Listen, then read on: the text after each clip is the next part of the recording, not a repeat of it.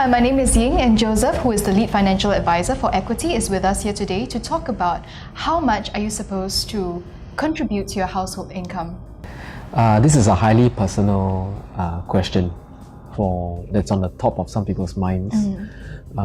Actually, contribution has a lot of different facets to it. There is a contribution of income, there is a contribution to the savings of the household, and there's also a contribution, right, to the savings of the household.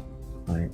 There is also a very direct contribution that's got to do with money, and there is indirect contribution, which means the amount of effort you use to, let's say, take care of the baby together, whether who does more housework.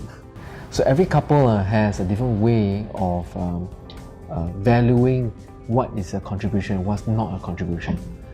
But since today we are talking about financial planning, I probably have to say that a couple, when they do financial planning, right, income allocation is very important. It's all about knowing, right, how much of your income to allocate to what. Okay, there are three main things that we have to allocate. The first one is about expenditure.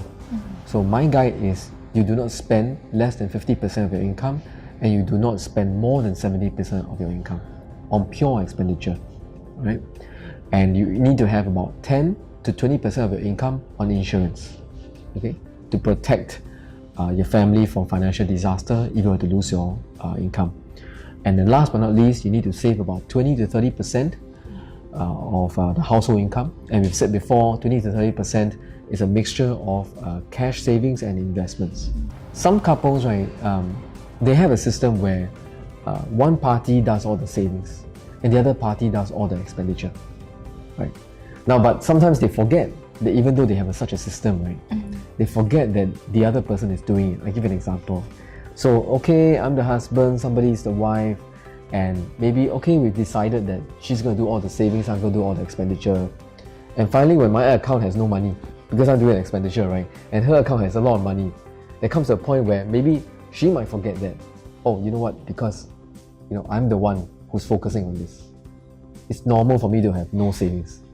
It's normal for her to have more savings. In that scenario, the couple should always have a financial review, right? And to see and realign again about what is the arrangement, right? Of course, there are other couples where I save what I save and you save what you save, right?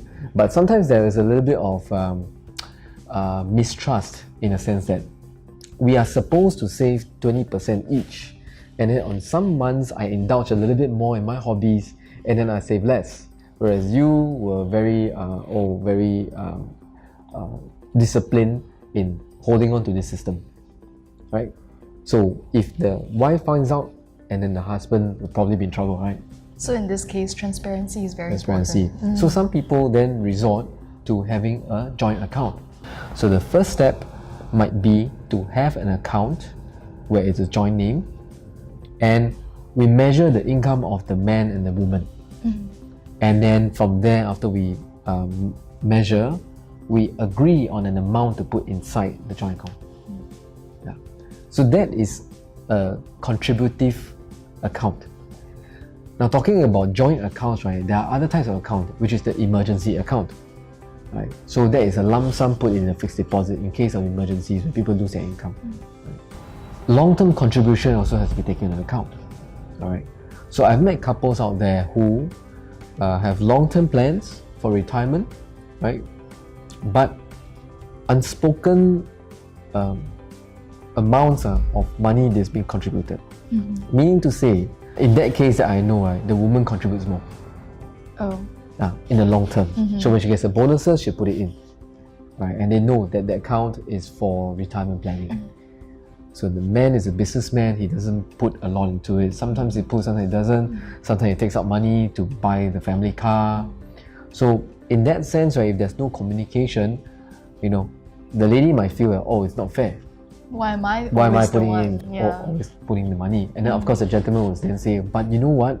I took out my share to buy the family car, which is for the whole family. Yeah. Again, it's about communication, about planning, about reviewing also. You can't just have a financial advisor to come in and do a one-time planning and then don't follow up. It has to be reviewed all the time. Situations are always changing. So I guess contribution must be looked at from many different angles to find a balance. Now that we have an understanding of how much you should be contributing towards the household, in the next episode we'll cover how much should you be spending on a wedding ring.